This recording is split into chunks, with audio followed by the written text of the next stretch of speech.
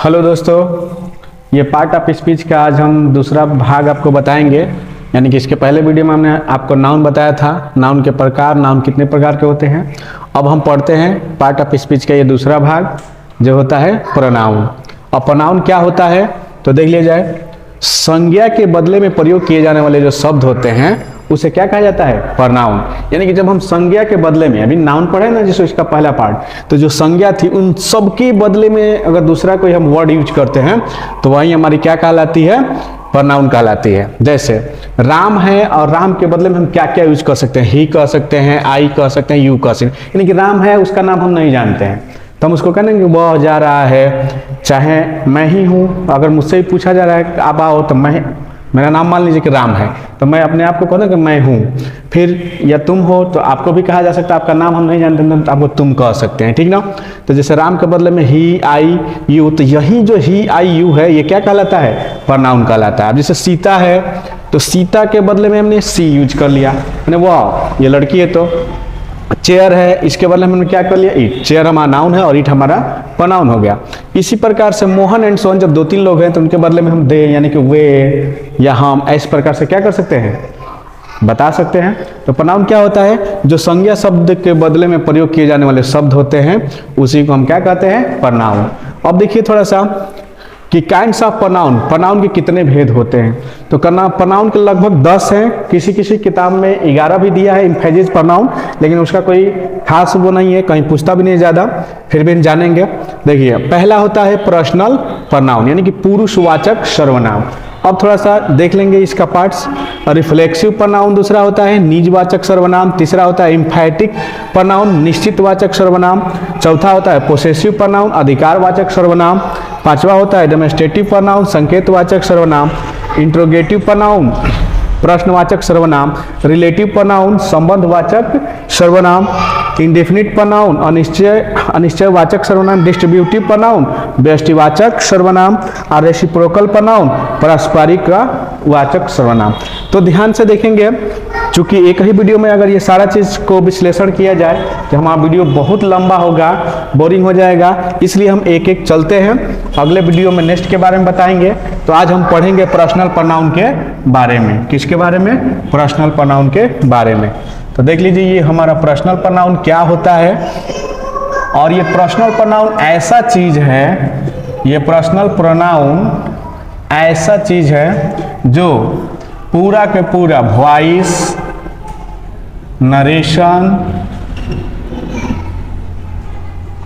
Other sentences, जो sentence होते हैं उन सब में इनका प्रयोग है। यानी कि ये एग्जाम की दृष्टि से या ग्रामर की दृष्टि से जो पर्सनल प्रोनाउन होता है वेरी इंपॉर्टेंट होता है, वेरी इंपॉर्टेंट होता है, वेरी इंपॉर्टेंट होता है ये पर्सनल प्रोनाउन। इसका यूज आपको हर जगह मिलेगा, हर चीज में मिलेगा। और इसी के अकॉर्डिंग जितने भी एरर्स देते हैं ना एग्जाम में, वो भी इन्हीं के अकॉर्डिंग देते हैं कि हमें पर्सनल प्रोनाउन को कैसे रखना है। यानी कि इन्हीं के यूज होते हैं। इनके ऑब्जेक्टिव केस होते हैं, सब्जेक्टिव केस होते हैं, ठीक है। अब चलते हैं कि पर्सनल प्रोनाउन कहते किसे हैं। तो किसी व्यक्ति वस्तु के लिए जब हम संज्ञा के बदले में किसी दूसरे चीज का क्या करते हैं?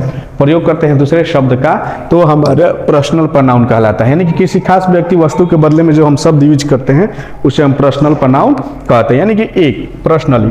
तो देख लीजिए जो पर्सनल प्रोनाउन होता है ये संख्या में कुल 7 होता है। ये संख्या में कितना होता है? ये संख्या में कुल 7 होता है, कुल 7 होता है। कितना होता है जी?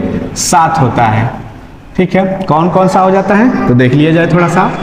तो देखा जाए तो I, we, you, he, she, it, they, ये हमारा देख लीजिए ये हमारा क्या हो गया? Personal pronoun. यानी कि संख्या में कितने होते हैं? 7 होते हैं, यही पर्सनल प्रोनाउन होते हैं। और इन तीनों को पर्सन के आधार पर, यानी कि पर्सनल प्रोनाउन है ना, तो पर्सन अकॉर्डिंग टू पर्सन, यानी कि पर्सन के आधार पर, अकॉर्डिंग टू पर्सन, यानी कि पर्सन के आधार पर इसको 3 भागों में बांटा गया है। कितने भागों में बांटा गया है? 3 भागों में। यानी कि ये जो हमारा पर्सनल प्रोनाउन 7 गो है इसको 3 भागों में बांट दिया गया है। देखिए कैसे, तो देख लीजिए ये आई और वी इसको कहा जाता है फर्स्ट पर्सन, फर्स्ट पर्सन यानी कि हिंदी में कहा जाएगा इसको प्रथम पुरुष, प्रथम पुरुष। ये यू जो होता है ये अकेले सेकेंड पर्सन होता है, यू जो होता है वो अकेले सेकेंड पर्सन होता है, यानी कि द्वितीय पुरुष, द्वितीय या मध्यम पुरुष भी इसको कहा जाता है। और बाकी जो छूट गए बच गए ये हमारे कहलाते हैं थर्ड पर्सन। ये क्या कहलाते हैं? थर्ड पर्सन, यानी कि अंतिम पुरुष, अंतिम पुरुष या इसको हम उत्तम पुरुष भी कहते हैं। कौन सा पुरुष? उत्तम पुरुष भी कहते हैं। ये देख लीजिए, अब इनको पर्सन के आधार पर बांटा गया है, तो इसका भी सलूशन है। देखिए कि ये प्रथम पुरुष क्या होता है, जो खुद के बारे में बताता है। ठीक है, देख लीजिए आप, अगर चाहिए तो समझने के लिए देख लीजिए, आई और वी से कोई सा भी सेंटेंस बनाइए आप, ठीक ना, वो किसके बारे में बताएगा? खुद के बारे में बताएगा। किसके बारे में बताएगा? खुद के बारे में। तो देख लीजिए, जैसे अगर आप एग्जांपल से एक लेते हैं कि आई गोज, मैं जाता हूं, तो मैं किसके बारे में बता रहा हूं? खुद के बारे में ना, तो ये इसीलिए ये फर्स्ट पर्सन होता है जो खुद के बारे में बात करता है। वी सही ले लीजिए, वी प्ले यानी कि हम लोग क्या करते हैं? खेलते हैं। तो कौन खेलता है जी? हम ही लोग खेल रहे हैं ना, तो ये हम लोग के बारे में हुआ। तो यहाँ पर जो आई और वी यूज हुआ है ये कौन सा पुरुष में आ गया है? फर्स्ट पर्सन में आ गया है। किस पर्सन में आ गया है? फर्स्ट पर्सन में आ गया है। अब आगे देखिएगा, यू ये होता है सेकेंड पर्सन, सुनने वाला, यानी कि अगर हम दो लोग हैं तो देखिए, मैं प्रथम पुरुष जो मैं आपसे बात कर रहा हूं, बता रहा हूं, अपने बारे में बता रहा हूं कि मैं ये पढ़ा रहा हूं, और आप क्या हो? सुन रहे हो, यानी कि सुनने वाला जो होता है वो हमारा सेकेंड पुरुष होता है, यानी कि इसको सुनने वाला कहा जाता है। क्या कहा जाता है? सुनने वाला, सुनने वाला। और तीसरा क्या होता है? यानी कि थर्ड पर्सन, जो जिसके बारे में बात किया जाए। जैसे हम दो लोग हैं, बात करेंगे, कोई जा रहा होगा तो कहेंगे वह जा रहा है। क्या कर रहा है? वह जा रहा है। तो जब उसके यानी जिसके बारे में बात किया जाए वो क्या कहलाता है? Third person. ठीक है, तो ये तो पर्सनल प्रोनाउन के अंतर्गत ये 7 गो होते हैं और इनको 3 भागों में बांटा गया है। बट अगर इसको छोड़ दिया जाए, आई और वी और यू, यानी कि इन तीनों को, यानी कि फर्स्ट और सेकंड पर्सन को छोड़ दिया जाए, तो दुनिया के जो सारे वर्ड्स हैं वो सारे के सारे वर्ड्स किस में आ जाएंगे? थर्ड पर्सन में आ जाएंगे। यानी कि आई और वी और यू, ये 3 चीज को हमें याद रखना है कि आई और वी हमारा फर्स्ट पर्सन है और यू क्या है? सेकेंड पर्सन है। इन तीनों को छोड़ दिया जाए तो बाकी सब किस में आ जाते हैं? थर्ड पर्सन में आ जाते हैं। ठीक है, अब देखिए इनका प्रयोग कैसे किया जाता है। तो इनका प्रयोग हम कई रूपों में करते हैं। पर्सनल प्रोनाउन का प्रयोग लगभग 4 रूप में करते हैं। पहला होता है आपका सब्जेक्टिव केस, सब्जेक्टिव केस। दूसरा हो जाता है आपका ऑब्जेक्टिव केस, ऑब्जेक्टिव केस। और तीसरा हो जाता है इसका पोसेसिव केस, पोसेसिव केस। और अगला हो जाता है आपका possessive adjective, possessive adjective, adjective ध्यान दीजिएगा, एडजेक्टिव। यानी कि जब एग्जाम में हम ध्यान दीजिएगा, एग्जाम में कैसे ये प्रयोग होता है। तो जैसे सब्जेक्टिव केस क्या हो गया और ये क्या हो गया, तो ध्यान से थोड़ा सा देखेंगे। इसमें मान लीजिए हम आई से शुरू करते हैं, I, we, you, he, she, it, they. अब इसका ऑब्जेक्टिव केस यानी कि जैसे हम वॉइस में और नरेशन में हमारा सबसे ज़्यादा प्रयोग होता है ये, तो हम उसी में ही इसका प्रयोग। ये अगर ये हमको क्लियर नहीं होता है तो समझ जाइए कि वॉइस और नरेशन हमको क्लियर नहीं है। ठीक है, यानी कि जो ये आपका ये संख्या में कुल 7 होता है, इसका प्रयोग देख लीजिए 4 प्रकार से किया जाता है और पूरा वॉइस नरेशन के लिए ये एकदम महत्वपूर्ण टॉपिक है। ठीक है, तो थोड़ा ध्यान से देखिएगा। आई का ऑब्जेक्टिव क्या हो जाएगा? मी होता है। यानी कि अगर किसी वाक्य में सब्जेक्ट की जगह अगर हमको आई यूज करना है तो आई करेंगे, ऑब्जेक्ट में इसको ले जाएंगे तो क्या हो जाएगा? मी हो जाएगा। उसी तरह वी का अस हो जाता है, यू का यू ही रहता है, ही का हिम हो जाता है, सी का हर हो जाता है, इट का इट ही रह जाता है, दे का देम हो जाता है। इस प्रकार से ये बदलता है, यानी कि इसका ये सब्जेक्टिव केस है, ये ऑब्जेक्टिव, यानी कि ऑब्जेक्ट के स्थान पर अगर इसे रखा जाता है तो ये होगा। ठीक है, अब आगे देख लीजिए पोसेसिव केस।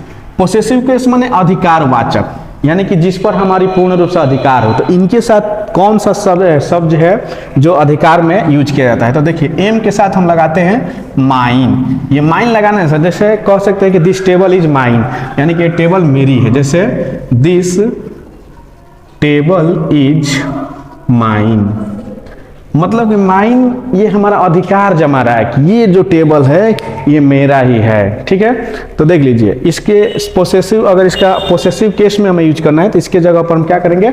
माइन। अगर ये है तो इसके जगह पर हम करेंगे आवर्स, यानी कि हमारा। योर है तो योर्स। इसी तरह से हिम है तो हिज हो जाता है, हिज। हर है तो हर्स हो जाएगा। ईट का नहीं होता है। ठीक है, अब अगला जो है देम का हो जाता है देयर्स। ठीक है, तो ये हमारा पोसेसिव केस होता है। अब इसमें जो पोसेसिव एडजेक्टिव होता है वो देख लें। तो पोसेसिव एडजेक्टिव ध्यान दीजिएगा कि जो हमारा विशेषता बताए कि ये मेरा है। ठीक है, जैसे तो आई के लिए पोसेसिव एडजेक्टिव माई, इसके लिए आवर, इसके लिए योर, इसके लिए हिज, इसके लिए हर, और इसके लिए इट्स, और इसके लिए देयर। अब ध्यान दीजिएगा इसका प्रयोग, यानी कि जब भी वाक्य में अपना के लिए लगाना हो, यानी कि वाक्य में जैसे सेंटेंस में देता है ना कि मैं अपनी किताब पढ़ता हूँ, यानी कि मैं अपनी किताब पढ़ता हूँ। ठीक ना, तो अपना की अंग्रेजी भी समझ लीजिए कि जब अपना की अंग्रेजी लगाना हो तो आई के साथ हम क्या लगाएंगे? माई लगाएंगे। वी के साथ क्या लगाएंगे? आवर। जैसे कि हम लोग अपनी किताब पढ़ते हैं तो वी के साथ आवर बुक हो जाएगा। हम लोग जैसे तुम लोग अपनी किताब पढ़ते हो तो यू के साथ योर बुक हो जाएगा। वह अपना किताब पढ़ता है तो ही के साथ हिज बुक हो जाएगा। वह अपनी किताब पढ़ती है तो सी के साथ हर बुक हो जाएगा। इट, वह खेलता है, इसके साथ जो अपना लगाना है इट्स बुक, या इस तरह से हो जाएगा। दे के साथ देयर बुक हो जाएगा। तो ये हमारा पूरा का पूरा पर्सनल प्रोनाउन है और इसके यूज हैं। इसका प्रयोग इसी प्रकार से होता है और ये बहुत इंपॉर्टेंट टॉपिक है। ठीक है, तो बने रहिए हमारे वीडियो में। आगे हम आपको अगले पार्ट्स में इसके बारे में बताएंगे, क्योंकि ये चलेंगे तो हमारा वीडियो बहुत लंबा हो जाएगा। इसको समझ लीजिएगा, ये एग्जाम के व्यू से या किसी भी चीज़ के लिए बहुत बेटर चीज़ है। और ये आ गया तो आपको समझ लीजिए कि वॉइस नरेशन और सेंटेंस में कोई दिक्कत नहीं होगा। यदि हमारा वीडियो आपको अच्छा लगता है तो लाइक कीजिएगा, सब्सक्राइब कीजिएगा, शेयर कीजिएगा।